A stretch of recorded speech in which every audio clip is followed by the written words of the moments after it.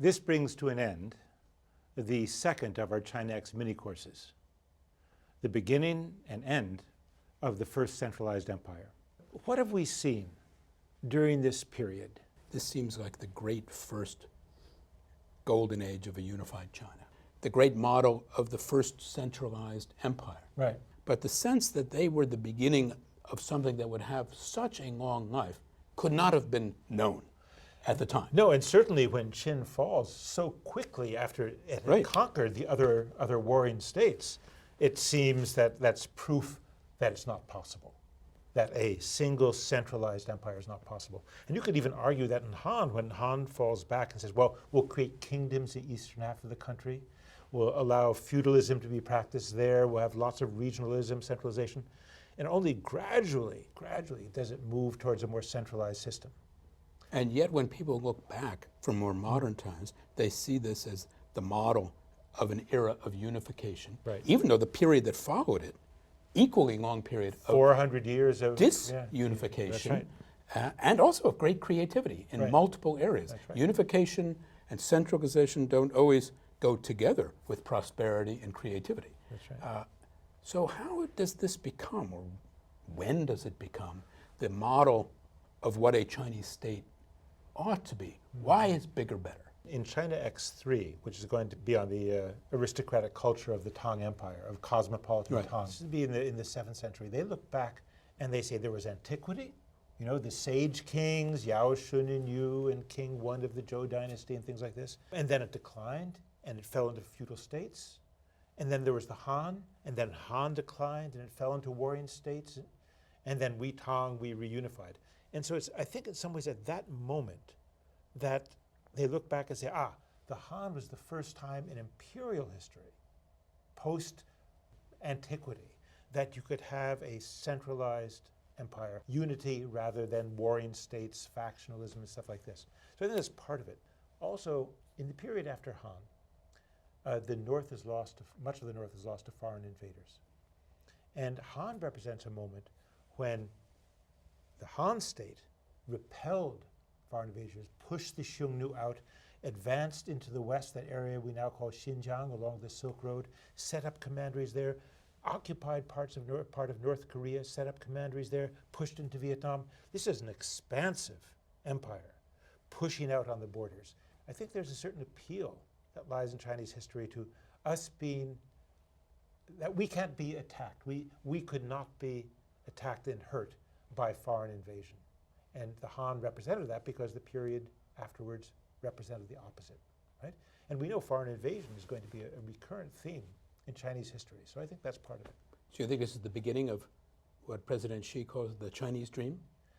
One could say that, one very well could say that. And one could say that it's the ideal of a harmonious society is here too.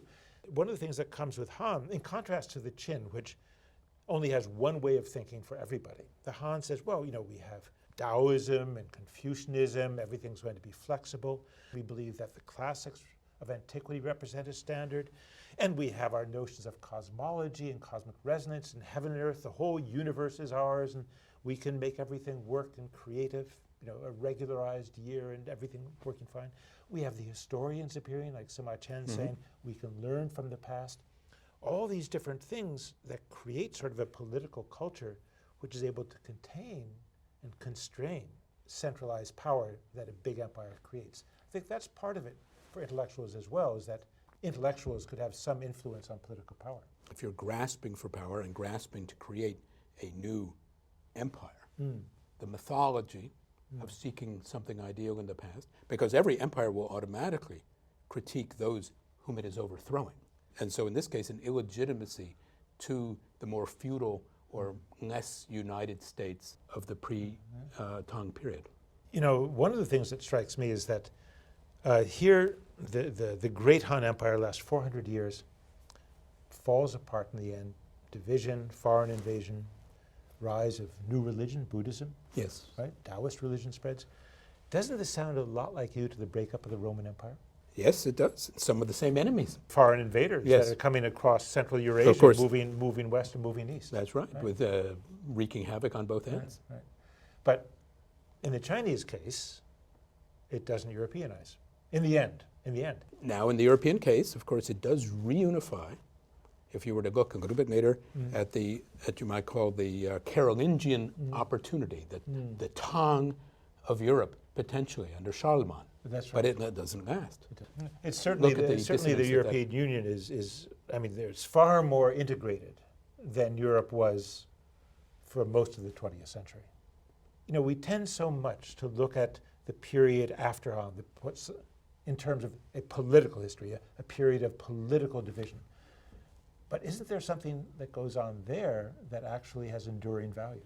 The periods of disunity can be periods, of course, in which there is no one orthodoxy, periods of experimentation, periods of more open sets of competing schools of thought, the period that is often denounced as one of great disunity, of great weakness of the early republic through to the founding of the national government and a little bit thereafter, is a period of a real Chinese cultural renaissance. That's true. The That's greatest true, yeah. thinkers of modern times, post-imperial times, are from that era, Right. not from the period of the unified states of the nationalists or the communists. Well, this tremendous burst of a new kind of literature and art, the notion of the artist and the literary person as an individual creator, Yes. and that their immortality is gained through their writing. And we'll be teaching people about classical poetry. And calligraphy, this is also a period when calligraphy as art is established. What I find so extraordinary about this period is that a religion that is not in Chinese language, that has to be translated, with spokesmen who don't speak Chinese and have to come from abroad, Buddhism, Yes. is so extraordinarily successful. Extraordinarily, and at the end of the day, permanently. Permanently successful. Permanently successful to That's this right. day That's right. in China. Despite attempts by the government repeatedly through history to suppress it. Right, And I can think of at least 4 attempts, massive attempts at suppression, right. and none of them hold. It's easily the most important cultural import, if one thinks of it in this way, of a time of openness that the empire would have until the 19th century. Right. And when one can talk about Christianity or modern militarism or a whole set of different ways of thinking about the world that fundamentally change That's right. the way Chinese think and act and believe. When we talk about literature and art, we see individuals trying to demonstrate their own uniqueness and establish sort of their own immortality. And yet Buddhism comes along and denies that we have a unique self. Or if we have a unique self, it's not so great because it's the result of karmic seeds, but there is no true self. There's no true individuality. Salvation is to sort of, in a sense, to disappear. But it is about salvation. It gives us a reason to be good, doesn't it?